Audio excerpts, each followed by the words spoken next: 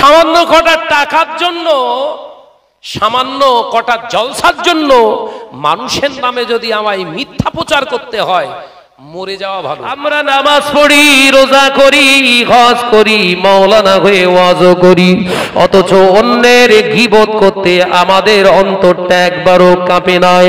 আমরা নামাজ পড়ি, রোজা করি, হজ করি, যাকাত দিই, বড় বড় প্রতিষ্ঠান চালায়, মানুষের নামে মিথ্যা তহমত দিয়ে প্রচার করতে কম করি নাই। দাগি দাগি সব আসামি, বড় বড় সব দাগি দাগি আসামি, একে অপরের আমরা দোষ খুঁজি, যে যে দোষ করিনি সেইটা তার উপরে লাগিয়ে দিয়ে ছক্কা মারি।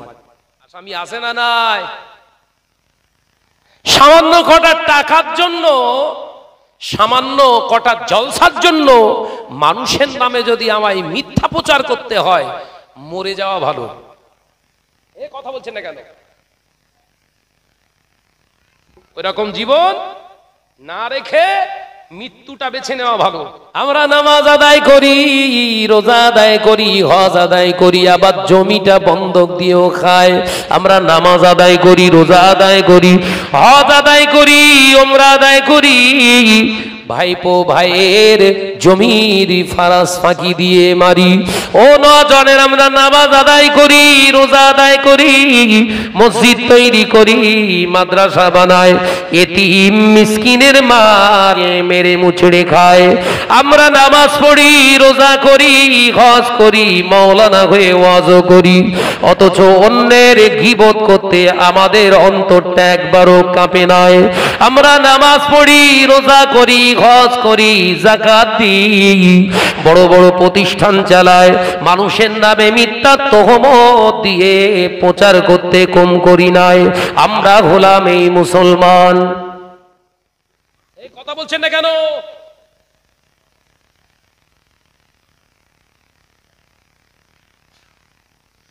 দাগি দাগি সব আসামি, বড় বড় সব দাগি দাগি আসামি, একে অপরের আমরা দোষ খুঁজি, যে যে দোষ করিনি সেইটা তার উপরে লাগিয়ে দিয়ে ছক্কা মারি। দুনিয়া জমিনে এক ওয়াক্ত নামাজ কাজা করেছে, এক ওয়াক্ত নামাজ কাজা করেছে, এক রোজা কাজা করেছে, যাকাত দিতে পারেননি। আল্লাহ দরবারে রোনাজারি করুন, আল্লাহ আপনি আমাকে মাফ করে দিন, ক্ষমা করে দিন, মাফ করে দিন, ক্ষমা করে দিন। আল্লাহ বললেন ওটা আমার ইখতিয়ার, আমি আল্লাহ তোকে ক্ষমা করে দেব, আমার নাম গফুর রহিম, আমি তোকে ক্ষমা করে দেব। কিন্তু অপরের নামে মিথ্যা তহমত দিয়ে মানুষের সামনে অপমান লাঞ্ছিত করার চেষ্টা করেছি, ওই ব্যক্তিটা তোর যদি ক্ষমা না করে তুই পরিত্রাণ পাবি না। ওই ব্যক্তিটা, ওই বান্দাটা যদি তোর ওই বান্দিটা ক্ষমা না করে, তোর নাজাতের রাস্তাটা বন্ধ হয়ে যাবে। আমি আল্লাহ সব গুনাহ মাফ করতে পারি, অন্যের হক নষ্ট করা গুনাহ মাফ করতে পারি না। আসামি আছে না নাই? সামান্য কটা টাকার জন্য, সামান্য কটা জলসার জন্য মানুষের নামে যদি আমায় মিথ্যা প্রচার করতে হয়, মরে যাওয়া ভালো। এ কথা বলছেন না কেন? ওইরকম জীবন না রেখে মৃত্যুটা বেছে নেওয়া ভালো।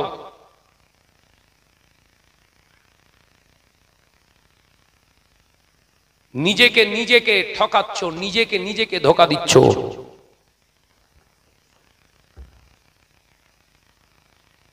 ও নওজওয়ানেরা, বশিরুল্লাহ মাইহি আল্লামা রুহুল আমিন সাহেব রাহমাতুল্লাহ আলাইহি 25,000 কিতাবের আলেম, 18,000 হাদিসের হাফেজ, আল্লামা বড় মাওলানা রাহমাতুল্লাহ আলাইহি তিনি কোনদিন অহংকার তাকাব্বুরিতে কথা বলতেন না।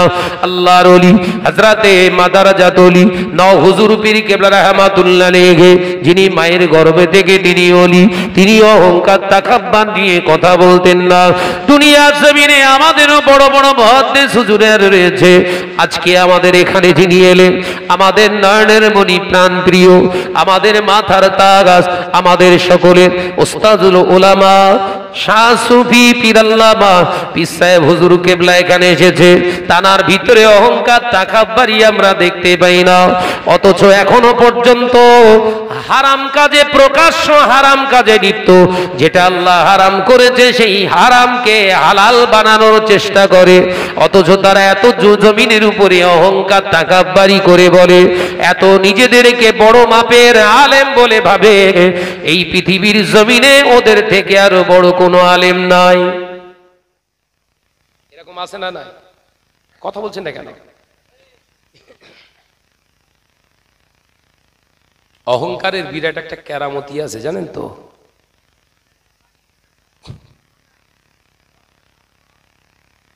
অহংকারের বিরাট একটা কেরামতি আছে, কি বলেন দিন? এদিকে শুনে, অহংকারের একটা বিরাট বড় কেরামতি আছে, কি জানেন? অহংকার আপনার জীবনের নেক আমলগুলো কুরে কুরে কুরে কুরে খেয়ে ভস্ম করে দেয়। বলে না? তার প্রমাণ ইবলিস। কথা বলছেন না কেন? তার প্রমাণ কে? 1 বছর 2 বছর নয়, 100 200 বছর নয়, হাজার হাজার বছর ইবাদত করলো। ঠিকানা কোথায়? বল না রে বাবু, এরকম করিস নি বাবু, জাহান্নাম। নরম জমিনের উপরে গরম মেরো না। হয়তো সাময়িক যেটা আল্লাহ দিয়েছে তোমার ইন্তেহাম, পরীক্ষার জন্য, টাকা হোক, এলেম হোক, অর্থ হোক, জনসমর্থন হোক, চেয়ার হোক, যেটা দিয়েছে খুব সীমিত সময়ের জন্য, তোমার ইন্তেহাম, পরীক্ষার জন্য। গরম মারছ কেন? ওই গরম মেরেই তো গরমে ঢুকবে ইবলিস। কথা বলে না কেন?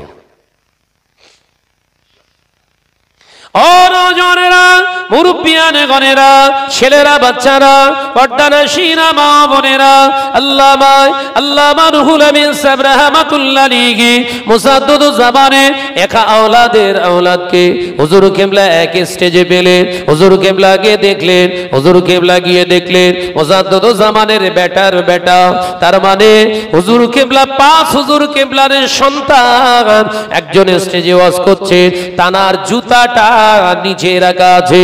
আল্লামা রুহুল আমিন সাহেব রাহমাতুল্লাহ আলাইহি হুজুর আমার ওই জুতা দুটো হাতে করে নিয়ে উঁচু জায়গায় রাখছেন। একবার জোরে হবে না? জোরে বলবেন না? মুজাদ্দিদুজ জামানের আওলাদের আওলাদ, বোঝা গেছে না?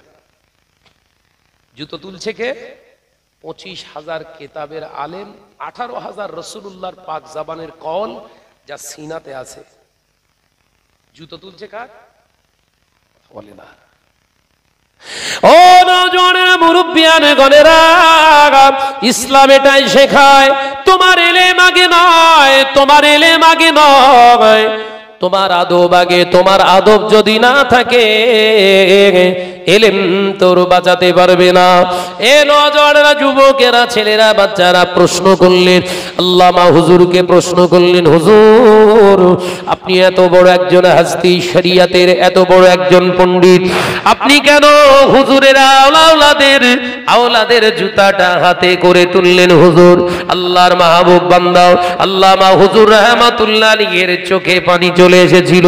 হুজুর আমার কাঁদতে কাঁদতে বলেছেন, আল্লাহর বান্দারা, আমি রুহুল আমিন, আমি যে ফ্যামিলি থেকে এসেছি, আমি রুহুল আমিন যে জায়গা থেকে উঠে এসেছি, আর যারা জুতা তুলেছি তিনি কোন জায়গা থেকে উঠেছেন জানেন? জানার সিলসিলা, জানার চেন, জানার সম্পর্ক স্বয়ং রাসূলুল্লাহর সঙ্গে, সিদ্দিক আকবরের সঙ্গে। তাই যে জুতোটা তুললাম, ওই জুতো শুধু নয়, আমি তো হাতে করে শুধু সিঁড়িতে জুতোটা রেখে দিলাম। উনি যদি আমাকে অর্ডার করতেন, বড় মাওলানা বসিরহাটের রুহুল আমিন রাহমাতুল্লাহ আলাইহি, জুতোটা ওখান রেখো না, দাঁড়িয়ে থাকো জুতো নিয়ে, আমি রুহুল আমিন আমার পীরের আওলাদের জুতোটা বুকে ধরে দাঁড়িয়ে থাকতাম। পীর মানা বলে, পীর মানা। কথা বুঝছেন না? কি মানা এটা? পীর মানা। আমাদের ওস্তাদ হুজুররা যারা এখনো হায়াতে আছেন, আমরা যেখানে দেখা হয়, আমাদের ইংরাজি টিচার, আমরা ইংরাজি পড়েছি সিনিয়রে, যিনি আমাদেরকে ইংরাজি স্যার, তানাকে দেখলে পর্যন্ত গাড়িতে গেলে আমি গাড়ি থামিয়ে দেই, সাক্ষাৎ করে মোসাফা করে ভালো মন্দ জিজ্ঞাসা করে তারপর গাড়িতে উঠি। এখনকার ছেলেদের মাদ্রাসায় পড়াচ্ছে, একজন আলেমের বিরুদ্ধে এমন খিস্তি খারাপি, গোটা ফেসবুক মাই দেখলে ব্রেন হ্যাং হয়ে যাবে। মাদ্রাসায় পড়া বলো সব, কথা বুঝতে পারছেন না? আদব নেই, তোর এলেম কি হবে? তোর মাদ্রাসায় পড়ে কি লাভ হলো? কি করলি তুই? চিন্তা ভাবনা করে চলুন। বিরাট একটা আমাদের মুখোশ পরে গোটা সমাজকে ধোঁকা দেওয়ার একটা পরিকল্পনার একটা প্রয়াস, চেষ্টা কিন্তু চলছে। সাবধান থাকুন। দরবারে পীর সাহেব হুজুর, চাচাজান হুজুর কেবলা, আমাদের উস্তাদ হুজুর কেবলারা যোগ্য বড় বড় মুহাদ্দিস আলেম আছে না নাই? এই জোরে বলেন, সিলসিলার ভিতরে আছে না নাই? তানাদের সহবতে বসেন, তানাদের সহবতে বসে তানাদের কাছ থেকে পরামর্শ নেন। কোন ধাঁচে চলবো, কোন নকশাতে চলবো বলে দিতে পারবে না? পারবে না? ভুল করুনি বাবু। আমি গুনাহগার, এই কথাগুলো সমাজে বলতে চাইছি বলে এক শ্রেণীর বক্তারা আমার বিরুদ্ধে খুব উঠে পড়ে লেগেছে। হালালকে হারাম, হারামকে হালাল বানিয়ে দেওয়ার চেষ্টা চালাচ্ছে।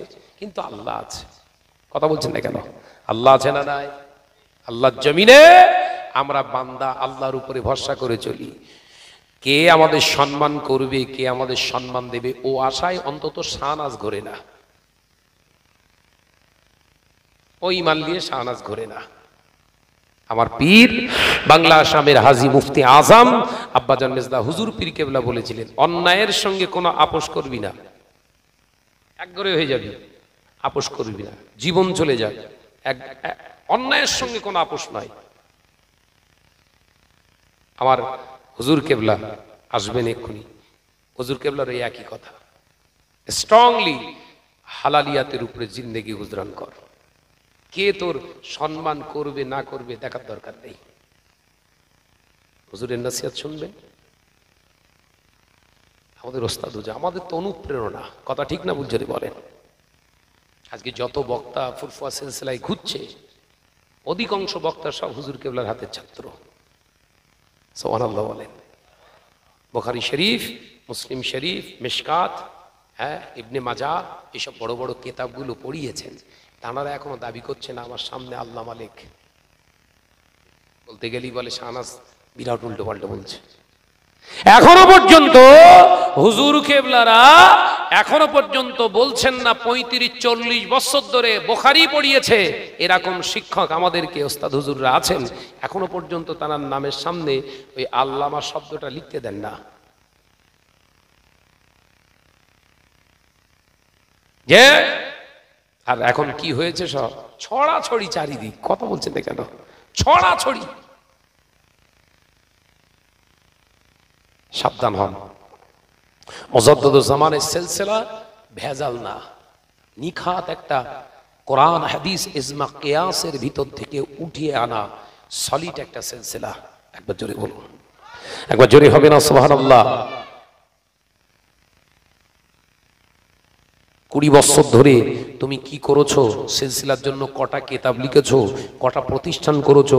20 বছরের ভিতরে তোমার অবদান কি? কিচ্ছু নেই। আমার কিচ্ছু নেই। আমার ঈমান, বিশ্বাস আছে মুজাদ্দিদুজ জামানের যা লিখিত, তানার খলিফাদের লেখা কিতাব, ওগুলো থাকলেই নতুন করে আমাদের আর কিছু দরকার নেই। বলুন ইনশাআল্লাহ। 20 বছর ধরে কি করেছো? 20 বছর ধরে প্রতিষ্ঠান কটা করেছো? আমাদের দরকার নেই। কিতাব লিখে যদি সমাজে বিভ্রান্ত তৈরি হয়, সমাজের বুকে উচ্ছৃঙ্খল তৈরি হয়, ও কিতাব আমার লিখে কি লাভ? যেগুলো লেখা আছে আল্লামা হুজুরের 154 খানা কিতাব, ওখানে আব্দুল আজিজ সাহেব কনকপুরী রহমাতুল্লাহ আলাইহি তানার লিখিত কিতাব, শাহ সুফি আল্লামা নিসারউদ্দিন রহমাতুল্লাহ আলাইহি তানার লিখিত কিতাব, এরকম বড় বড় আলেমে দ্বীন মুহাক্কিক বড় বড় মুসান্নিফিন কিতাব লিখে গেছে সিলসিলার উপরে। সেই কিতাবগুলোকে যদি আমরা একবার নিজের জীবনে নিয়ে চলতে পারি, আমাদের নতুন করে আর কিতাব আমাদের আর প্রয়োজন হবে না। এই কথা ঠিক না ভুল? জোরে বলে আল্লাহ আমাদের বোঝার তৌফিক দেন, বলুন আমিন। একটু জোরে বলিন আল্লাহুম্মা আমিন, একটু চিল্লে বলেন আল্লাহুম্মা আমিন। প্রাণ খুলে জিকির করি কালেমা লা ইলাহা ইল্লাল্লাহ।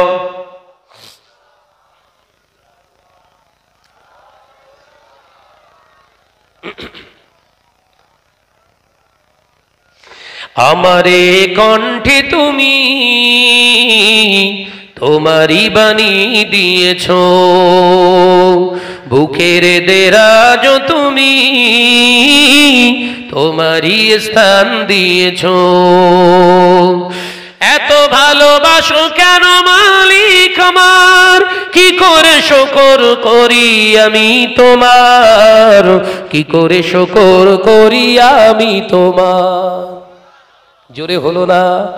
এটা জোরে হবে না? আমারে কণ্ঠে তুমি তোমারই বাণী দিয়েছ, বুকের দেরাজ তুমি তোমারই স্থান দিয়েছ। লা ইলাহা ইল্লাল্লাহ, জোরে জোরে লা ইলাহা ইল্লাল্লাহ।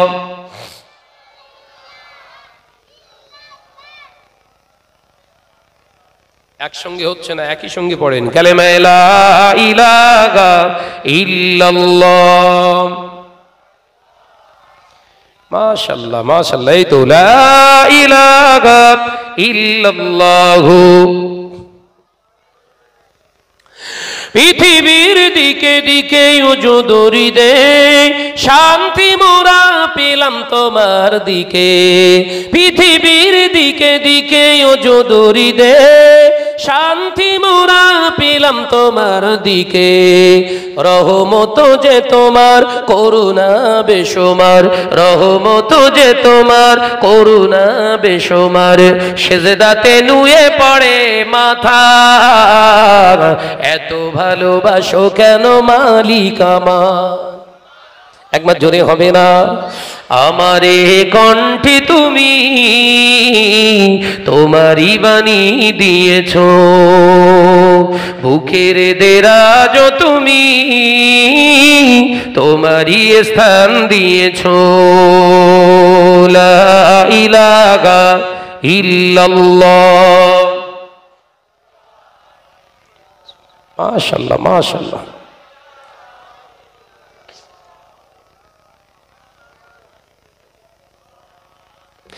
আকাশেতে যত দেখি শত তারা, তোমার তসবিতে আত্মঘারা।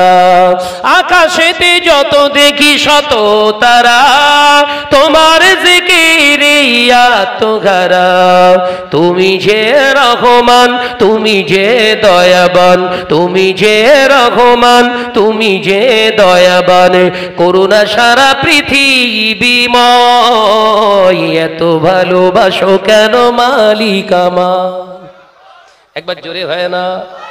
আর একটু জোরে হবে না? নারে তাকবীর, নারে তাকবীর। আমারে কণ্ঠে তুমি তোমারই বাণী দিয়েছ, বুকের দেরাজ তুমি তোমারই স্থান দিয়েছ। এত ভালোবাসো কেন মালিক আমার, কি করে শুকর করি আমি তোমার, কি করে শুকর করি আমি তোমার। লা ইলাহা ইল্লাল্লাহ, জোরে জোরে লা ইলাহা ইল্লাল্লাহ।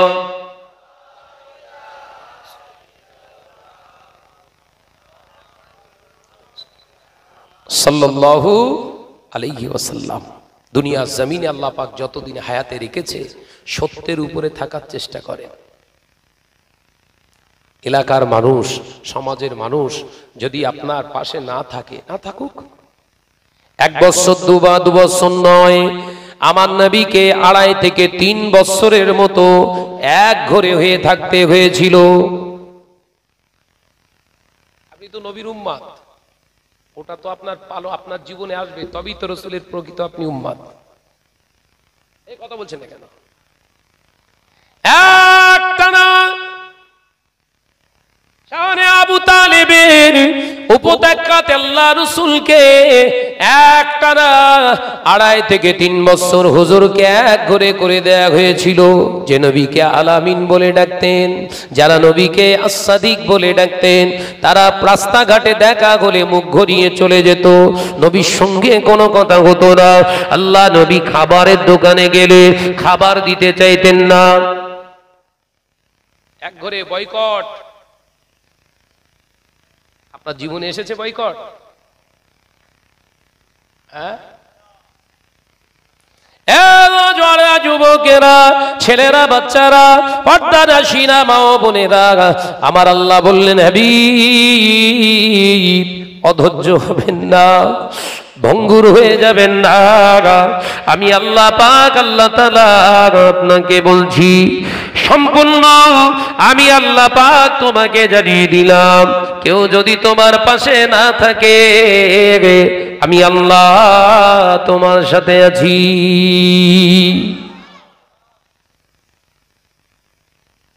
নবীর জয় হয়েছে না হয়নি? যারা মক্কা থেকে তাড়িয়ে দিয়েছিল, এক ঘরে করেছিল, তারা এখন 10ম হিজরিতে আল্লাহ রাসূলের ফতে মক্কার সময় সেই মানুষগুলো নিজের বাসস্থান থেকে বার করে তো দূরের কথা, নিজেরা সত্যের আলো দেখে ভয়ে পালাচ্ছে।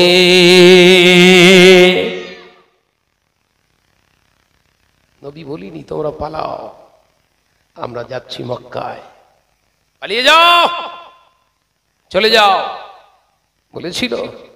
আল্লাহ নবী রাস্তা দিয়ে এসে দেখে একটি উপত্যকা, রাস্তার ধারে দাঁড়িয়ে আছে একজন বুড়ি, বড় একটা গাঁঠুরি নিয়ে বসে বসে কাঁদছে। আল্লাহ নবী বললেন, মা, ও মা, বুড়ি মা, কি হয়েছে আপনার? মনে বড় কষ্ট, দেখে মনে হয় আপনি পেরেশানের ভিতরে আছেন। চিন্তা করেন কি হয়েছে আপনার? ও ছেলে, শুনেছি নাকি ফতে মক্কা হয়েছে, যে মুহাম্মদ সাল্লাল্লাহু আলাইহি ওয়াসাল্লামকে মক্কা থেকে আমরা বাধ্য করেছিলাম পালিয়ে যেতে।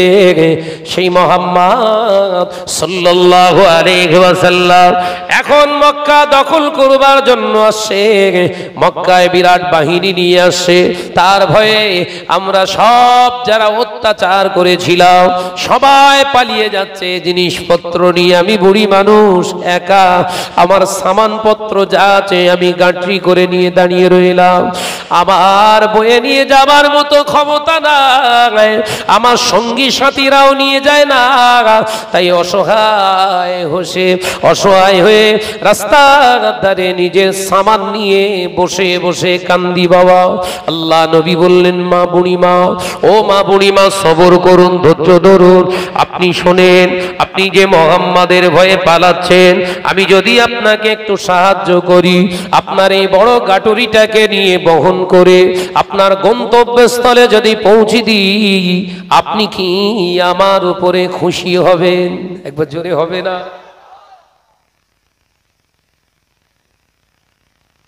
কে বাবা, তোমার নাম কি?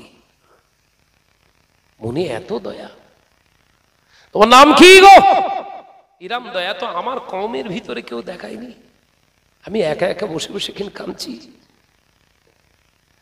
আল্লাহ নবী বলেছিলেন, ও মা বুড়িমা, ও মা বুড়িমা, চিন্তা করবেন না, ভয় পাবেন না, চলুন চলুন আপনার গন্তব্যস্থলে পৌঁছে দিই। আল্লাহ নবী ওই অত বড় গাটুরিটাকে নিয়ে আল্লাহু আকবার বলে মাথার উপরে মাথা মোবারকে তুলে নিলেন আলোকে। আল্লাহ নবী টুকটুক করে আল্লাহ নবী বলতে লাগলেন, মা বুড়িমা আপনি আমার আগে চলুন, আমি আপনার পিছনে পিছনে যাই। আল্লাহ নবী হাঁটতে লাগলেন বুড়িটার পিছনে পিছনে। ইহুদি বুড়ির গাটুরিকে নিয়ে যেতে যেতে কিছু দূর যাওয়ার পরে বয়োজ্যেষ্ঠ ওই ইহুদি বুড়িটা বললেন, বাবা ছেলে আমার বড্ড হাঁপ লেগে গেছে, বা বয়স হয়ে গেছে, আমাকে একটু বিশ্রাম নিতে দাও। আল্লাহ নবী বললেন, ও মা বুড়িমা চিন্তা করবেন না, আপনি একটু রেস্ট নিন, আমি আপনার গাটুরিটা নিয়ে মাথায় করে দাঁড়িয়ে রইলাম। একবার জোরে হবে না? আল্লাহ নবীর চেহারার দিকে তাকিয়ে বুড়িটা বলেছিল, কি দয়া! বাবা ছেলে, বাড়ি কোথায় তোমার? বাড়ি কোথায়? এত দয়া! এই আরবের জমিনে এরম মানুষ তো দেখা যায় না। এই মরু ময়দানের জমিনে এরকম মানুষ তো দেখা যায় না। বাবা তোমার নাম কি? বুড়িমা চলে, এগিয়ে চলে, আবার টুকটুক করে এগিয়ে গিয়ে আবার বাবা হাঁপিয়ে গিয়েছি, আরেকটু বসতে, আরেকটু আমাকে রেস্ট নিতে দাও। আল্লাহ রসুলের মাথা মোবারকের উপরে সে গাটুরি কিন্তু ধরে দাঁড়িয়ে আছে রসুল। একবার জোরে বলেন না, জোরে হবে না? ও নজনেরা, যুবকেরা, ছেলেরা, বাচ্চারা, পর্দানশীরা, মা বোনেরা, আল্লাহ নবী গন্তব্যস্থলে গেলেন। আল্লাহ নবী বলেছিলেন, ও মা বুড়িমা, এই উপত্যকায় পাহাড়ি এলাকায় আপনার সঙ্গী সাথীরা আছে, এই জায়গায় আমি নামিয়ে দিলাম। আল্লাহ নবী বললেন, মা বুড়িমা এবার তাহলে আসি। ও বাবা ছেলে, দাঁড়াও বাবা, এত বড় গাটুরিটাকে মাথায় করে বহন করলে, কোন জায়গায় রাখলে না, একবার আহা বললে না, ও বললে না। ও বাবা ছেলে, আমার জানতে ইচ্ছা যায় তোমার নামটা কি? নামটা একবার বলে যাও। আল্লাহ নবী দয়ার নবী রাহমাতাল লিল আলামিন হুজুর আমার মুচকে হেসে বলেছিলেন, মা, ও মা বুড়িমা, যে হযরতে মুহাম্মদ সাল্লাল্লাহু আলাইহি ওয়াসাল্লামকে আপনি রাগ দেখালেন, যার মুখটা আপনি দেখতে চাননি, যার চেহারা আপনি দেখতে চাননি, যে মুহাম্মদ সাল্লাল্লাহু আলাইহি ওয়াসাল্লামের মুখ দেখবেন না বলে ওয়াদা করেছিলেন, আজকে সেই মুহাম্মদ আপনার গাটুরিটা নিজ মাথাতে বহন করে এনেছে। একবার জোরে হবে না?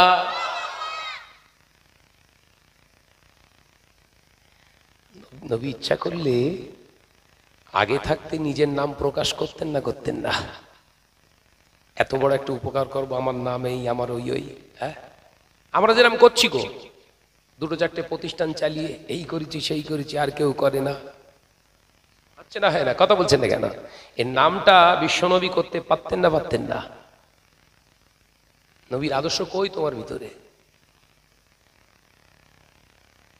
এ নজনেরা, বুড়িটাও অবাক হয়ে গিয়েছিলেন, ঝরঝর করে কেঁদেছিলেন।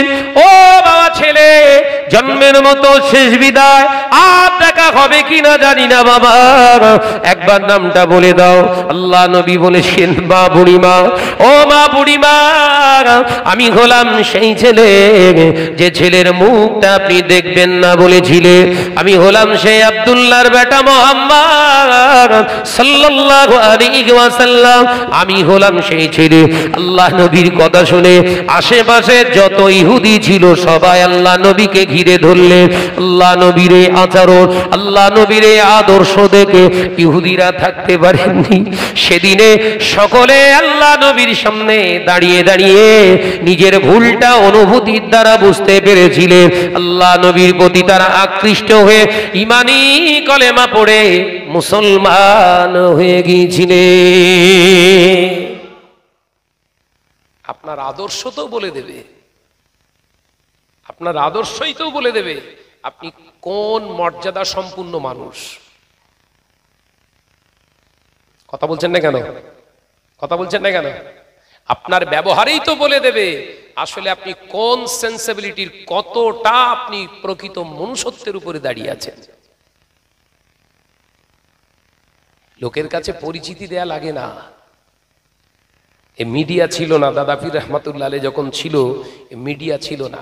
800-র উপরে মাদ্রাসা বানিয়েছে।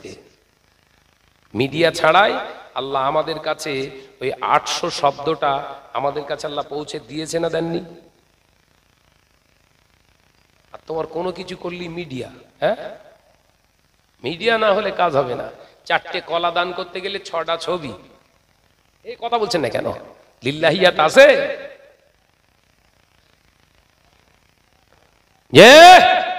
সাবধান হন। আমি আপনাদের ভাই আলোচনা করতে করতে কিছু কথা বললাম, কষ্ট পেলেন নাকি গো? রাগ করলেন? হকের উপরে কথা বললাম। হুজুর কেবলা আসছে, উঠে দাঁড়ায়, নারায়ে তাকবীর।